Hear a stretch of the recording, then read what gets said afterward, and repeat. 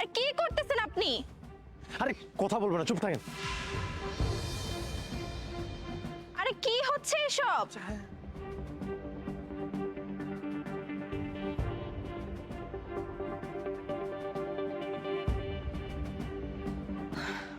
Hello. Mona, তুমি কি করতেছো? হ্যাঁ, আমি না একটু ঘুমাচ্ছিলাম, বুঝছো, জন্য ফোনটা রিসিভ করতে দেরি হয়ে গেছে।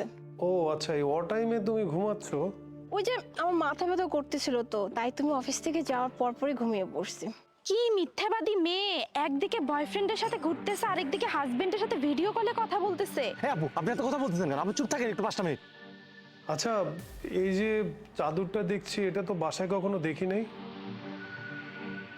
এই বিছানার চাদর? আরে এটা তো আমাদের বিছানার চাদর, কি বলো তুমি? আচ্ছা তুমি কি করে জানবে বলো তো যে কোন বিছানার চাদর আলমারিতে আছে?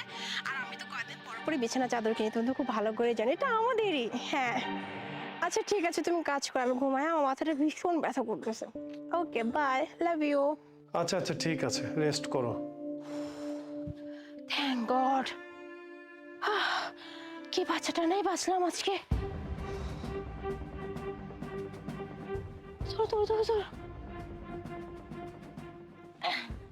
এই যে আপু, থ্যাংক ইউ সো মাচ, আজকে যে আপনি কি উপকারটা করছেন। চলো আসি। কি মিথ্যাবাদী মেয়ে রে বাবা, একদিকে বয়ফ্রেন্ডের সাথে ঘুরতেছে আরেকদিকে আমার থেকে চাদর বালিশ নিয়ে হাজবেন্ডের সাথে রাস্তার মধ্যে শুয়ে ভিডিও কলে কথা বললো। হায় আল্লাহ। এই না, ডিভোর্স পেপারে সাইন করো আর আমার বাসা থেকে বের হয়ে যাও। মেঘ, ডিভোর্স পেপার মানে কি বলতেছে এগুলো? আমি তো কিছুই বুঝতেছি না। শোনো, তুমি কি সব ভুলে গেছো? চাদরের কথা মনে আছে তোমার? চাদর? কিসের চাদর? কি বলতেছে এগুলা? আচ্ছা তাহলে শোনো। কিরে, তুই এই বালিশ চাদর নিয়ে কোথায় গেছিলি?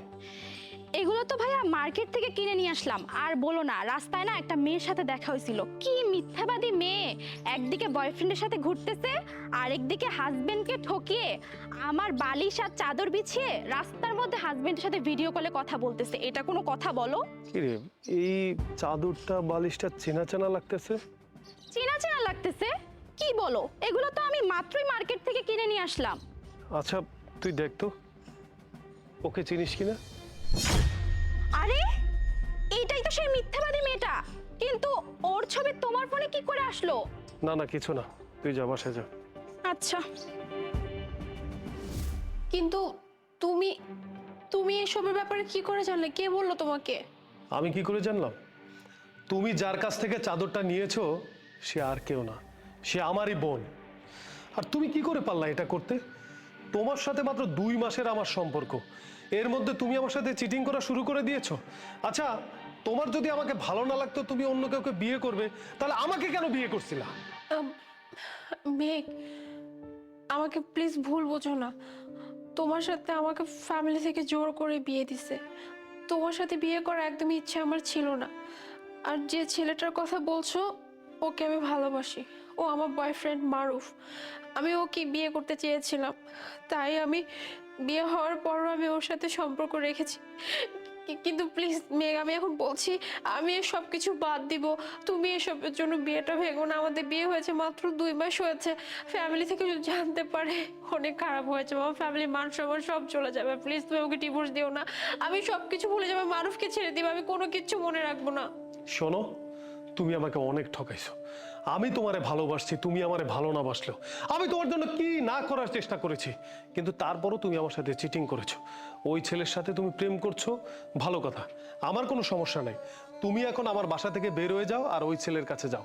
আর তুমি যদি এখন বাসা থেকে বের হয়ে না যাও, আমি কিন্তু তুমি যা যা করেছো সব তোমার ফ্যামিলিকে জানাতে বাধ্য হব। না মেঘ প্লিজ, আমি তোমাকে সাহায্য করে বলতেছি, তুমি এই বিয়েটা ভেঙো না। এই বিয়েটা ভাঙলে আমার আমার ফ্যামিলি মান সম্মান সব রাস্তা তুলে মিশে যাবে। প্লিজ তুমি এই বিয়েটা ভেঙো না। আর একটা কথা বলবা না, আমি তোমাকে জাস্ট সহ্য করতে পারছি না। এই মুহূর্তে তুমি আমার বাসা থেকে বের হয়ে যাবা, গেট আউট।